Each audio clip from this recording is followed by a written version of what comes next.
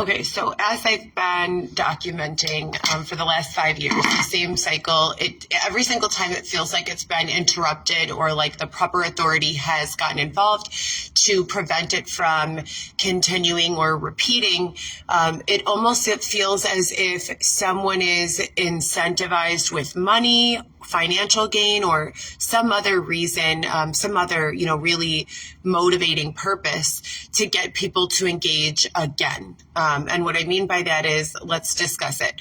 I run fundraisers and I used Cash App. I've historically always used Cash App because Cash App allows people to donate without providing their personal information to the receiver. So the app still is going to have connections to who that person is and what way they sent money, but that information is not going to be shared with the receiver. So it just permits people to donate to someone who needs assistance without giving their actual, bank information, phone number, email, etc., and so forth. It allows for anonymous donating. So for some reason, and I could not tell you why, I'm a very consistent person, incredibly consistent.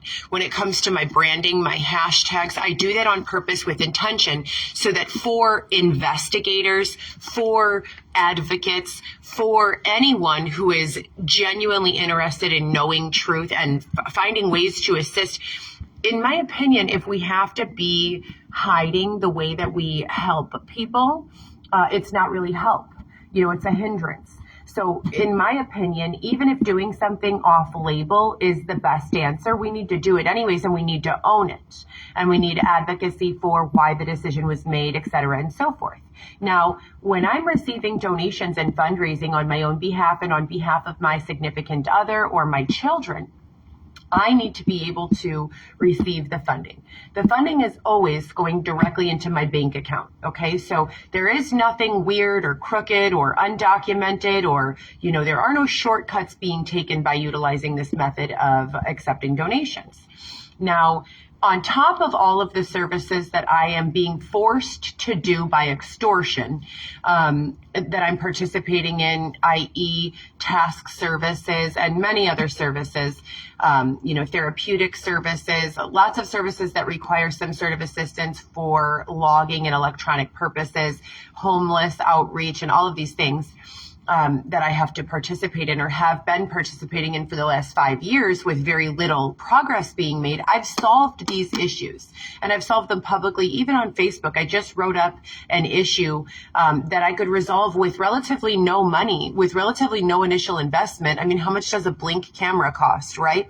And when we start advocating for these solutions, rather than continuing to pretend like they don't exist or like I've never presented them, that's when we get into the corruption and the, intentional context scrambling and things of that nature that I've mentioned in the past. It's very simple to see what my goal is. My goal is the same, has never changed. It's to stabilize my life and the lives of my children, to be a parent to my children, to be there for my kids, to give them a stable business and something that they can thrive with later in life.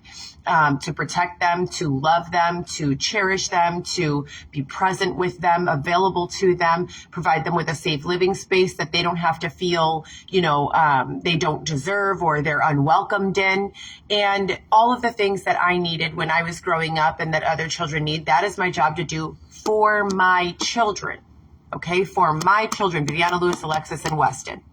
Now, when I host a fundraiser virtually and I receive 10, 20, disgusting notes in response to explaining what the money is for and requesting that people donate, that makes it very clear to me that the solutions that have already been enacted upon over the last 5 years, because the problem has been solved a number of times, why are those solutions not being permitted to stick? Why are those not long-term solutions? Why do we have to continue to just batter ourselves with the same drama? We know how to resolve it. We've done it before. We have effectively removed the ability to harass me through Cash App, through social media.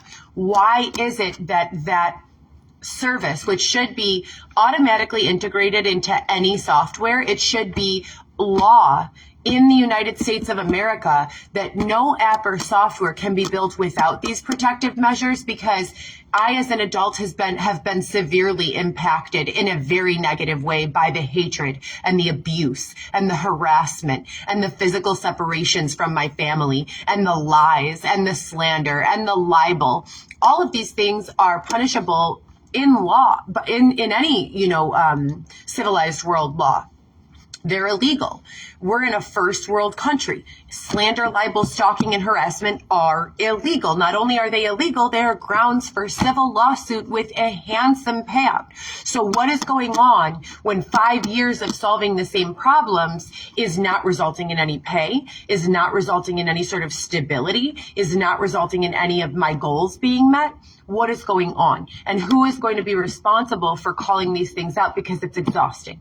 5 years, I should only have to call this shit out one time. One time I should be able to look to my team and say, technology team, hacking team, FBI team, or whatever you want to call them. By FBI, I'm including a federal team. So a team of people who are widening the scope of their investigations, which would be a step above detectives for Chicago. I'm asking people who are responsible for following these sorts of cases and coming up with their solutions to man up and identify yourselves. Where are you? If you cannot provide your identity, at the very least, resolve these issues. I'm sick and tired of wasting my time banging my head against the same wall here. We don't need to reinvent the wheel. What worked the last set of these issues? Why are we continuing to go through these issues over and over and over again when all of our time should and could be spent doing something far more impactful, far more meaningful?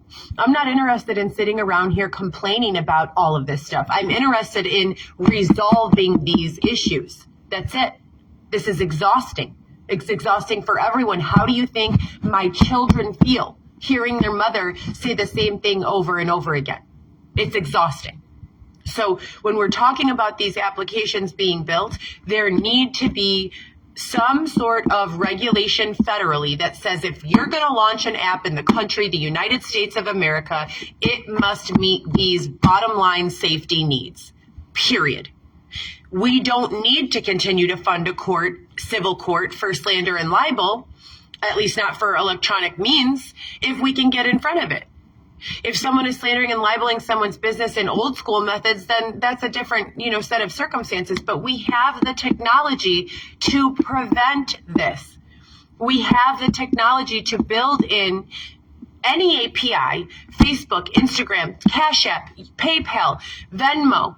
In the notes section, our AI chatbots are being used regularly. Tesla is driving their own vehicles. Pizza Domino's is cooking pizza with a robot and delivering it to customer with a robot. But we, as app developers and software developers, cannot find a way to work it into the API where AI can essentially and effectively sense motivation, sense malice, and eliminate it.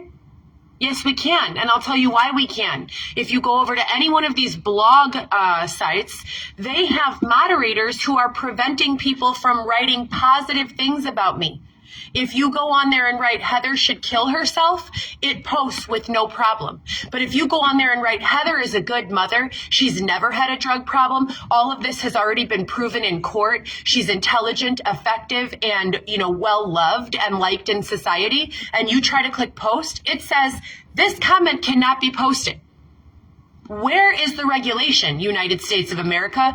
I am Heather Gillespie. I am letting you know that I have stood in front of a judge and continue to do so, proving the significance of this and all of these issues have had on me, on my children, on my newborn baby. Never has it ever interferes with my capacity to parent my children. I can parent my children just fine. Better than ever. When is the technology going to have my back on that? And I know that we've got these developments already. I know that they exist. I have witnessed them in action firsthand being used in reverse on blog websites where I am being slandered on a regular basis. My human rights, my civil rights are being violated on a regular basis. Where are you at, FBI? Where you at, area detectives? Where you at, software developers?